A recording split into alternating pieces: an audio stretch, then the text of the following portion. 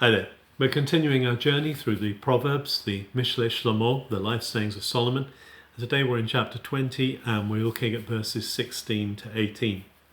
Verse 16 in the original Hebrew says, Lekach bigdo ki arav zar uv'at nochrim kavlehu, which literally means you may as well take the clothes off the back of the one who gives a guarantee for a stranger or gives references to people he doesn't know. This is quite an obscure scripture in one sense, culturally to us, because there's a cultural gap here. The sage of Proverbs is pointing out the foolishness of giving guarantees without knowing the people that we're giving them for, or in our context, perhaps, like giving a reference for strangers. We are called to love and to show kindness to strangers and to those that we don't know, but we're not supposed to be credulous. We're not supposed to compromise our integrity by saying things about people or by standing for people who we don't know beyond what we know to be true. The sage says this is as good as taking the clothes off our back. So there's a warning here against credulity and against overstretching and standing guarantee for people that we don't know.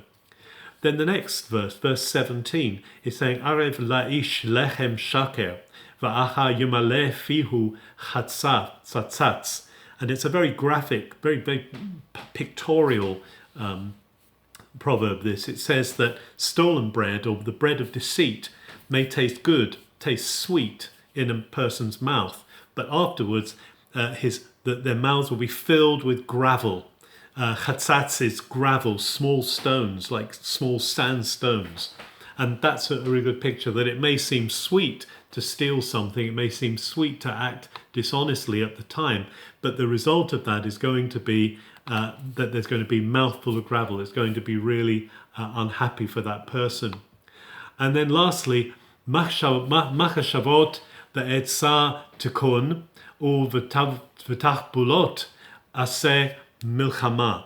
And this is saying plans succeed through good counsel. Etzah is counsel and getting wise advice. Then they will be successful.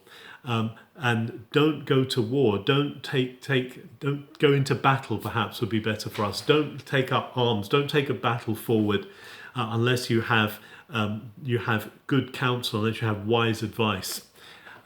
Sometimes we can rush into things on our own back without taking advice. In these days of having reviews and having things that are recommended, there's plenty of opportunity to know what we're doing. In particular, he was saying, pick the battles that you fight. This was obviously in the context of a king that was used to going into war. We're not going into physical war, but it's good to know and to get counsel for the battles that we are going to face, for the debates that we get involved in, for the things that we're going to go forward in. Good advice from the sage for today. Have a good day.